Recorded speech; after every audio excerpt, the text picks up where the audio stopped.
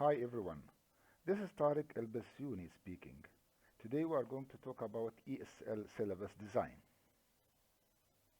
In our presentation today we are going to cover the following points. Number one, the definition. We are going to talk about the definition of the syllabus.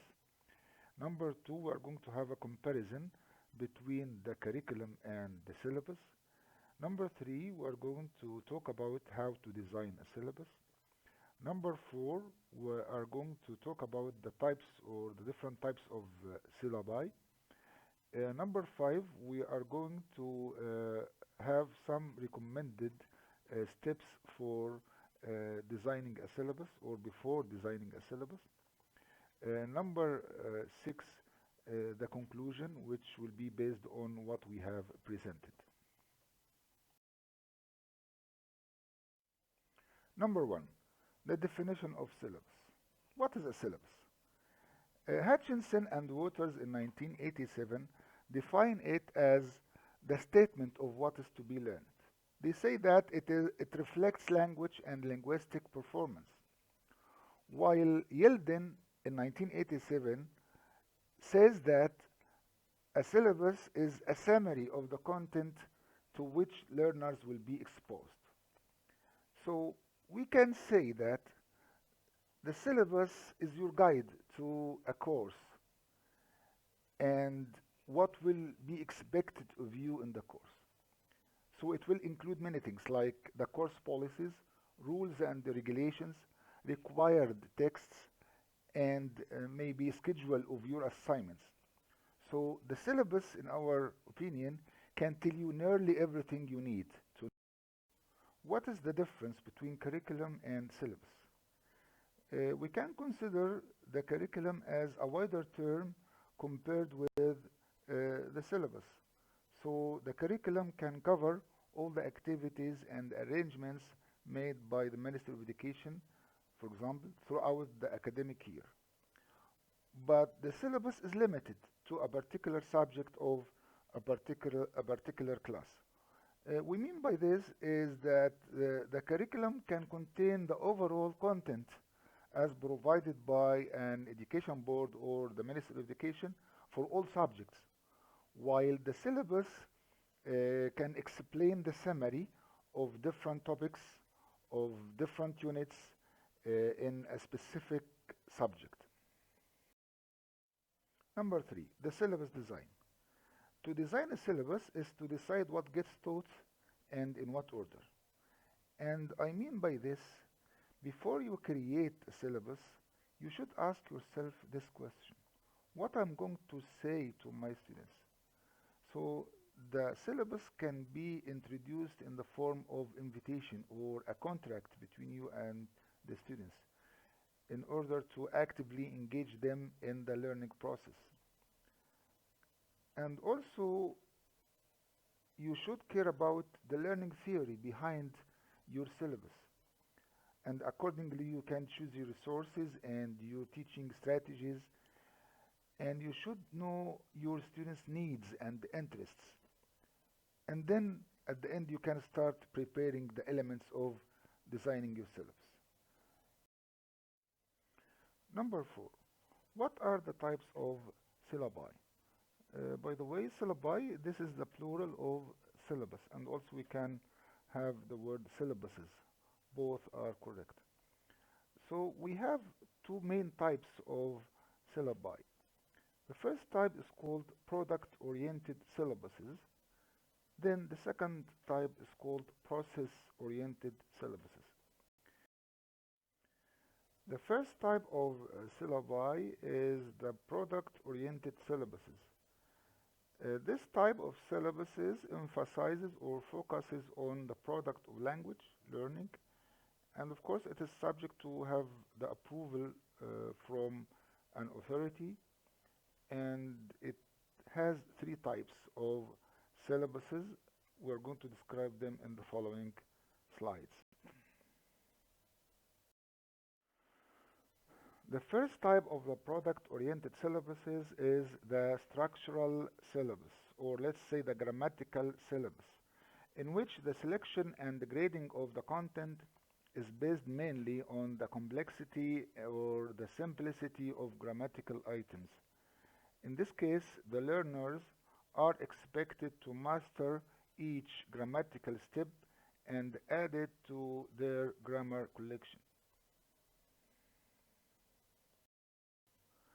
The advantages of such syllabus are like number one, uh, because they depend mainly on structures, and of course, structures and vocabulary are the two most important pillars of the language.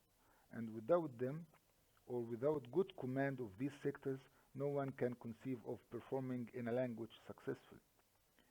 Number two, there is teaching facility because, of course, we have available materials, textbooks, and so on. Number three, sequencing and selection is not that hard because, and also it can happen with the lexical syllabus and also with the functional syllabus. So sequencing and selection is not so difficult with three types of syllabuses. Then we talk about the disadvantages of the structural syllabus. Again, because it depends only on one item or on one sector of language, it can be considered as a disadvantage. And because we know we have many more aspects of language. Number two, sometimes, as some researchers suggest or say, that there is a conflict between the grammar of the spoken language and the grammar of the written language. The second type of the product-oriented syllabuses is the situational syllabus. And this type of syllabus is created as an alternative approach instead of the grammatical syllabus. In this type of syllabus, the situational needs are emphasized rather than the grammatical units. And the principal organizing characteristic is a list of situations which reflects the way language is used in everyday life, for example, outside the classroom. So, by linking the structural theory to situations, the learners can grasp the meaning in relevant context.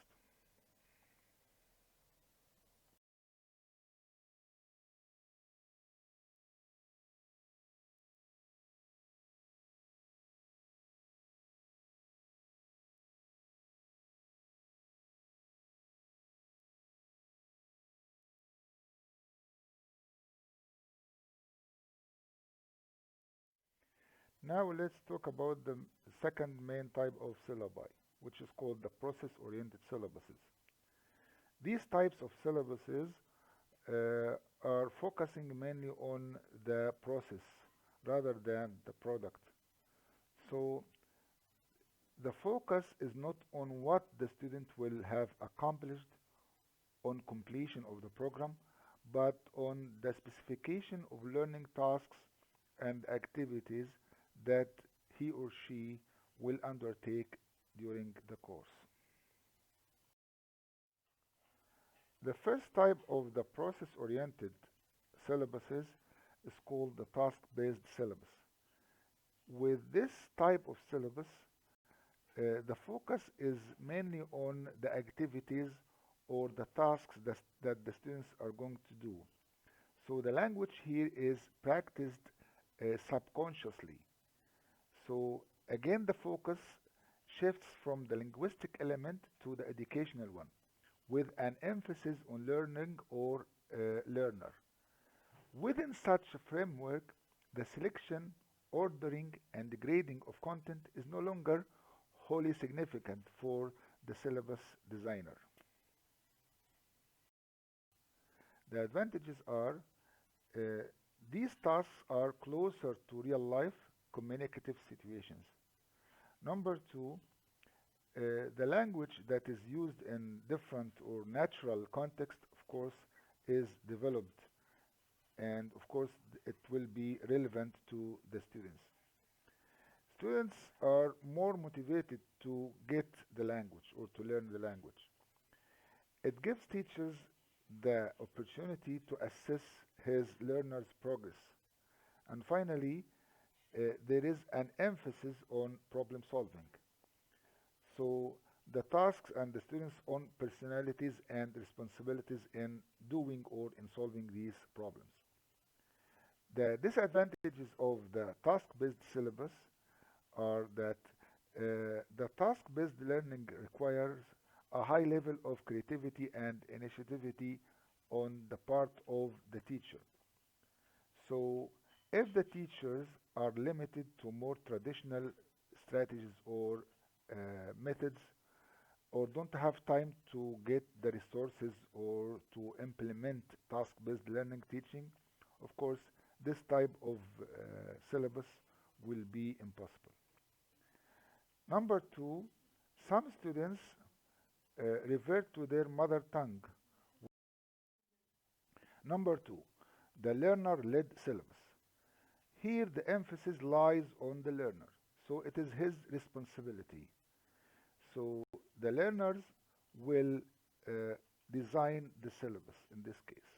And by being fully aware of the course they are studying, it is believed that their interest and motivation will increase.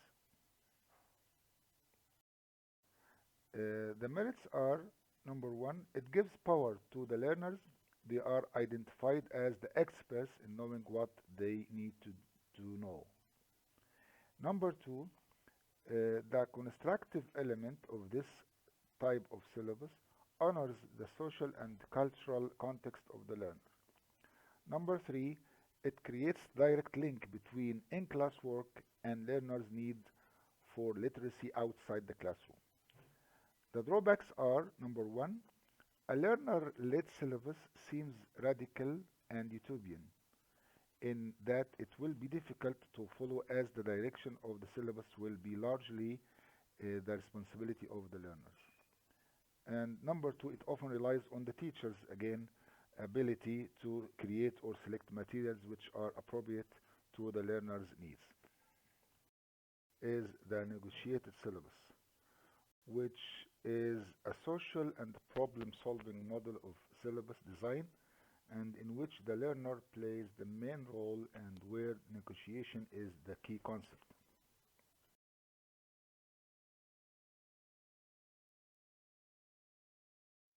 Here are some suggested steps of designing your syllabus. Number one, develop a well-grounded rationale for your course. Number two, decide what you want students to be able to do as a result of taking your course. Number three, define and delimit course content. Number four, identify and develop your resources. Number five, establish an early point of contact and connection between you and the student. Number six, define students' responsibilities for successful coursework. Number seven, you can serve a learning contract or a checklist syllabus design, which includes instructor information, course description, objectives, resources, textbooks, calendar, evaluation methods, and finally the grading criteria. Conclusion. Finally, we can state the following points. The integrated syllabus, namely using chunks of all these types of syllabuses in our teaching, will help students to learn better structures, notions, and functions, and to be more communicative. We also believe that students' needs analysis should be conducted beforehand, before applying any syllabus. It would be very useful that no syllabus should be imposed on individual teachers. As we know, some or most of the teachers can design their syllabuses based on the students' needs and the course requirements. Thank you for listening and have a good day.